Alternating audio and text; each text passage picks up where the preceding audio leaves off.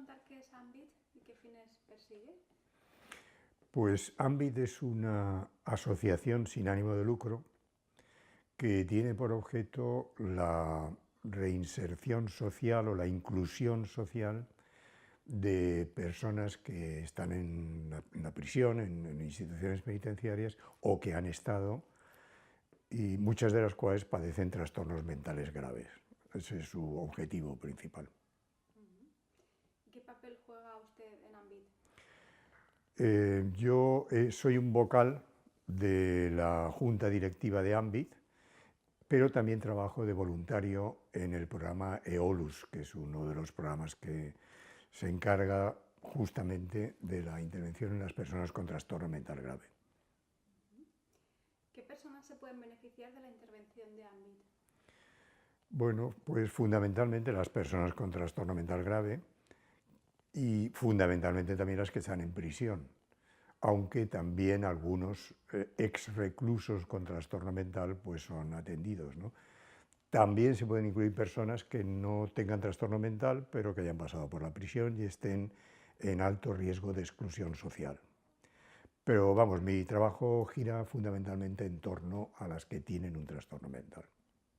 ¿Cualquier tipo de trastorno mental? Bueno, la palabra grave yo creo que es lo que define el perfil que buscamos, ¿no?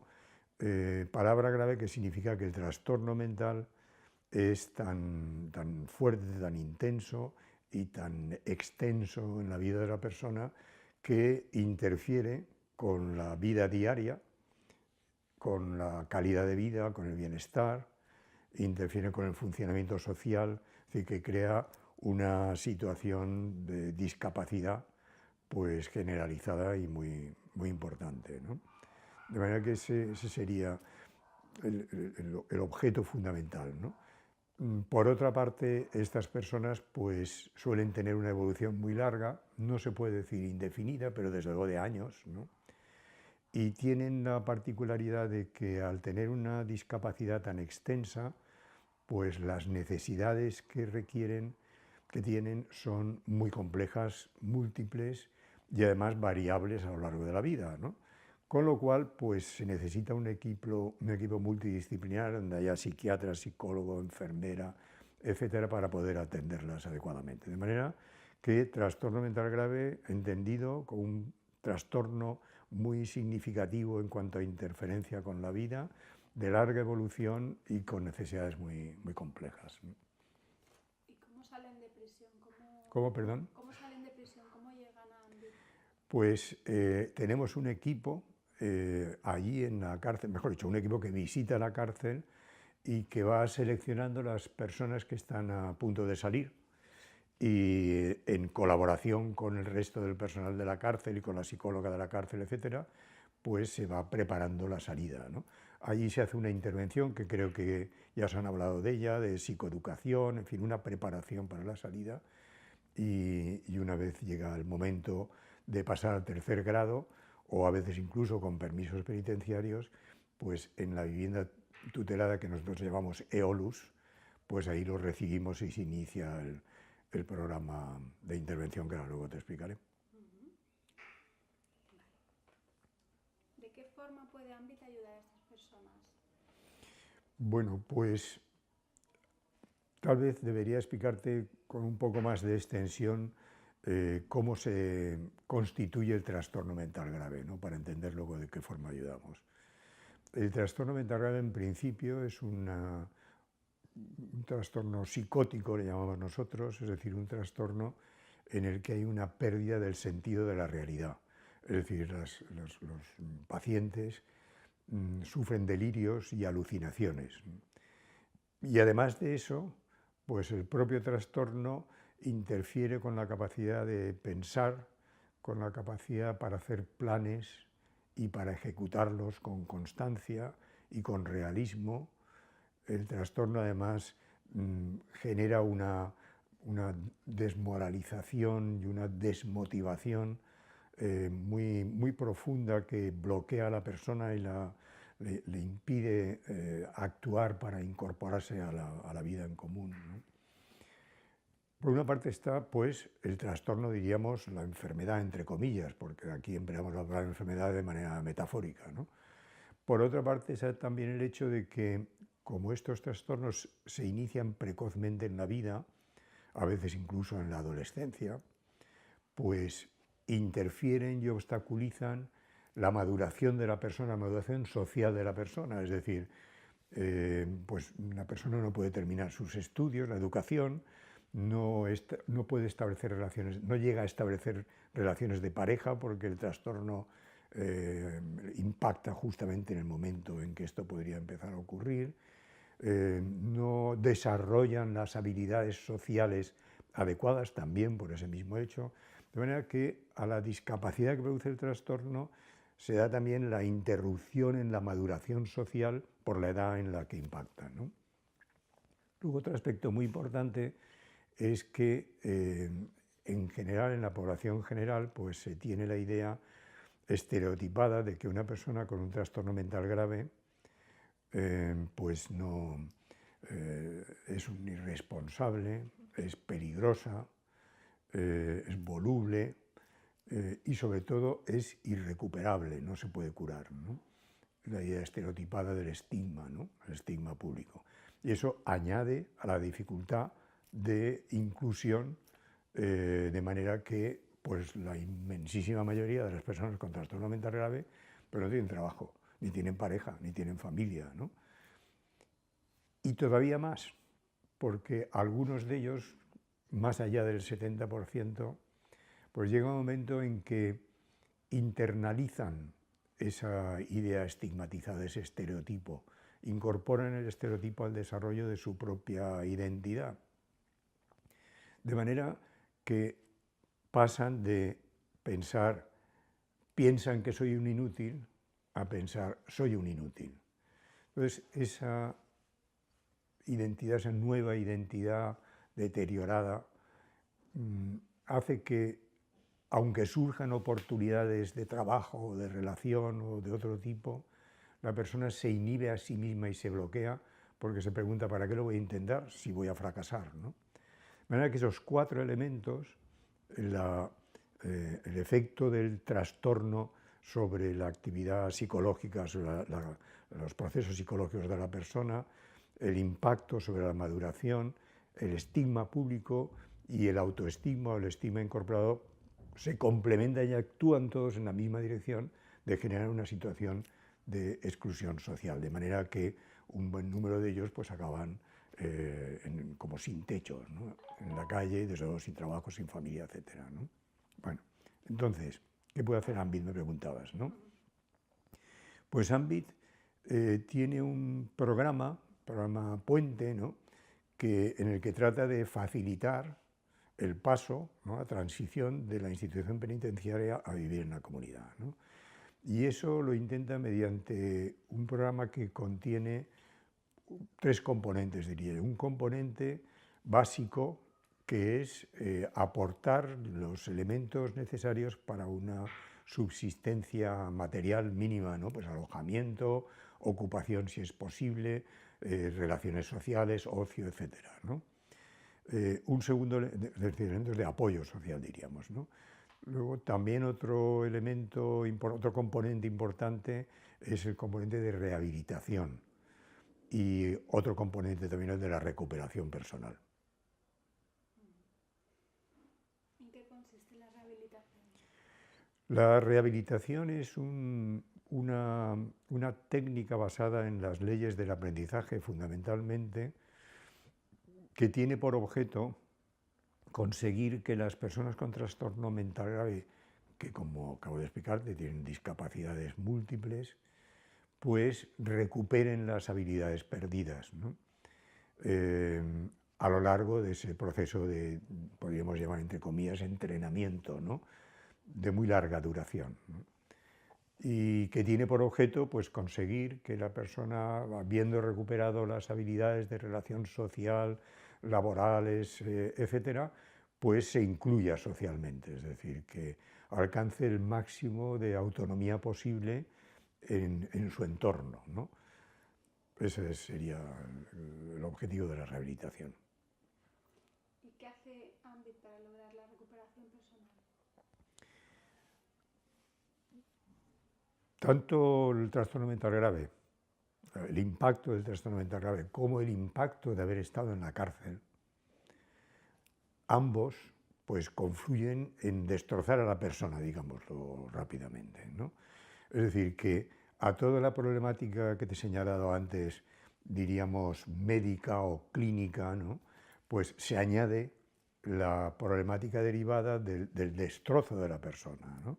Es decir, no solamente pues hay síntomas y pérdida del sentido de la realidad y discapacidad y tal, sino que además hay la pérdida del proyecto vital de la persona, la pérdida del sentido de la vida, la pérdida del sentido de dignidad propia, de autoestima, la pérdida de la fe en uno mismo, es decir, toda una serie de elementos muy personales, por eso llamamos recuperación personal, muy personales, a los que la rehabilitación o los tratamientos médicos no llegan.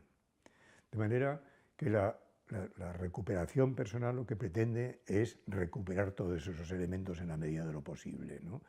Es decir, que impulsa, facilita, promueve el desarrollo en la persona pues de ese espíritu y de esa esperanza de poder iniciar una nueva vida a pesar de que la enfermedad continúe. Es decir, puede continuar delirando o puede continuar sufriendo angustia, pero al mismo tiempo enseñarle que existe otra línea de desarrollo, la línea de desarrollo de recuperación personal, que puede lograrse, puede ponerse en marcha y progresar a pesar de que la recuperación clínica no se haya producido. ¿Y cómo es ese trabajo? ¿Perdona? ¿Cómo es ese trabajo? Porque imagino que es un trabajo multisectorial en el que intervienen. Pues este trabajo, en el caso concreto de AMBIT, porque hay muchas formas de enfocarlo, pero vamos, en el caso concreto de AMBIT, se basa en la concepción que de este trabajo tiene una fundación escocesa que se llama Penumbra.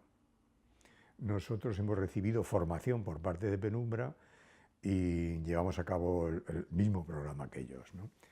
Este programa, por llamarlo de alguna manera, o conjunto de actuaciones articuladas entre sí para lograr la recuperación personal, pues tiene varias fases, ¿no? Una primera fase que consiste en la evaluación del estado de la persona en relación con este proceso de destrucción, podríamos decir, de la personalidad, ¿no? Y esto se lleva a cabo no como una evaluación externa, es decir, una evaluación por parte del personal, sino que es el propio usuario el que se autoevalúa. Y se autoevalúa con en fin, por llamarlo de una manera, diría cuestionario, aunque no es propiamente un cuestionario, un instrumento de evaluación, de autoevaluación, es decir, él se evalúa a sí mismo y se evalúa en 12 áreas muy importantes en la vida de la persona. Creemos que son 12 áreas que recogen todos los aspectos de la vida de una persona, que se pueden agrupar en 4 fundamentales, que son, por una parte, el hogar, entendiendo por hogar pues el lugar en donde uno puede vivir seguro, confortable y protegido. En segundo lugar, las oportunidades, ¿no? Oportunidades de ocio, de trabajo, de entretenimiento, oportunidades de establecer actividades interesantes y significativas para la persona, ¿no? Otra de las áreas temáticas es de las personas o relaciones personales, ¿no? Es decir, conseguir pues, mantener las amistades, mantener las personas de apoyo, las personas a las que en un momento determinado uno puede echar mano en el momento de crisis y mantener las relaciones familiares en la medida de lo posible, ¿no? Y finalmente la cuarta área es el área de la participación, porque nosotros creemos que uno de los problemas fundamentales de los trastornos mentales graves, en general todos los trastornos mentales, es que debido al proceso de exclusión que han sufrido y debido a la actitud paternalista que los médicos hemos mantenido a lo largo de la historia, no han participado no solamente en la vida comunitaria, sino en lo que afecta a sus propias vidas, ¿no? De manera que han llegado a un estado de desempoderamiento, ¿no? Un estado en el que no se plantean, ni siquiera se plantean la mayor parte de las veces tomar decisiones por cuenta propia, ¿no? Sino que otros las toman por ellas, ¿no? De manera que el devolverles la capacidad de participar en las decisiones importantes en la vida, pues es otra de las áreas temáticas fundamentales, ¿no?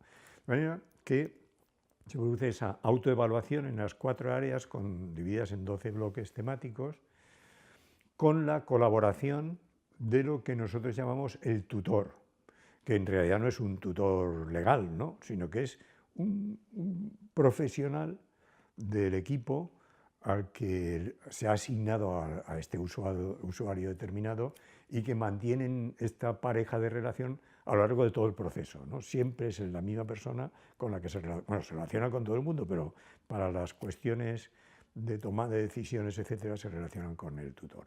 Pues bien, en colaboración con el tutor, una vez hecha la autoevaluación, pues se pasa al segundo momento, segunda fase, que es la fase de elaboración de lo que podríamos llamar el plan individualizado de recuperación. Y es que en base a las lagunas identificadas en el proceso de autoevaluación, pues, y de acuerdo con un manual también validado por esta organización Penumbra que te decía antes, ¿no? Un manual muy completo, lleno de recomendaciones y de sugerencias acerca de cómo llevar a cabo este plan individualizado, pues en colaboración con el tutor, pues el usuario desarrolla ese plan individualizado que persigue la meta de la recuperación personal, ¿no? Y una vez completado viene la tercera fase, que es la implementación del plan, ¿no? Entonces, con la ayuda no solamente de su tutor, sino de todo el equipo en conjunto y puesto en práctica como un asunto de convivencia, no como un programa concreto que esta persona tiene que desarrollar, sino como un plan de convivencia en el que la persona encaja con sus peculiaridades y su perfil deficitario propio, ¿no? Y sus ventajas y sus capacidades, pues en esa convivencia se va desarrollando el programa, ¿no? Bueno, que esas son las 3 áreas. Ahora, no es eso todo. Hay otros aspectos que son también muy relevantes, sobre todo para el empoderamiento de la persona, que es el promover lo que nosotros llamamos los grupos de ayuda mutua. Grupos de ayuda mutua son grupos de usuarios, también le llamamos grupos de iguales, porque son todos usuarios, no hay ningún profesional, en donde ellos, pues, en interacción y según su propio punto de vista y de acuerdo con la experiencia vivida en sus trastornos, pues toman sus decisiones, se ayudan mutuamente y siguen una línea de desarrollo en la que los profesionales no intervenimos para nada, línea que evidentemente nos empodera de forma muy... Otra forma de empoderamiento es la participación en ámbito a todos los niveles. Tenemos en la Junta Directiva 2 usuarios, representantes del resto, que están en pie de igualdad con el resto de los vocales de la Junta Directiva. También tienen una asamblea regular en la que se toman decisiones y además también, por supuesto, a nivel individual, cuando se trata de tomar decisiones acerca del tratamiento, acerca de posibles trabajos o oportunidades de otro tipo, etc., siempre se realiza de forma compartida entre el usuario y el tutor. Y finalmente, otra forma de impulsar el empoderamiento es facilitarles la autogestión de su trastorno. Es decir, la gestión del trastorno que tradicionalmente queda en manos de los médicos, los psicólogos, las enfermeras, los terapeutas ocupacionales, etcétera, que instruyen al usuario acerca de lo que debe y no debe de hacer. En este caso, el intento es dotarles de los conocimientos, las actitudes y las habilidades adecuadas para que ellos puedan gestionar en la mayor medida posible su propio trastorno, ¿no? Y hacerse de esta manera pues, lo más autónomos posible. De manera que este es en conjunto el plan, ¿no? Un plan orientado a recuperar el impacto que sobre la persona tiene el haber estado en la cárcel y padecer un trastorno mental grave. Las personas que además sufren patología dual, ¿Perdona? las personas que además sufren patología dual, el proceso es el Se mismo. incorporan al mismo proceso, exactamente igual. Otra cosa son las personas que solamente padecen patología de toxicomanías, no de adicciones, y no tienen un trastorno mental. Algunos se pueden incorporar, pero de hecho yo creo que en este momento no están incorporados.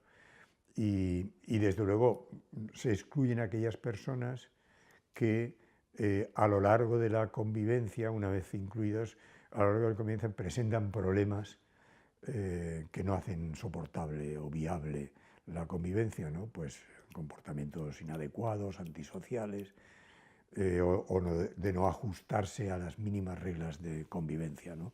Esos también pueden ser excluidos. Pero con estas dos excepciones, el resto de los trastornos mentales graves pues, pasan a formar parte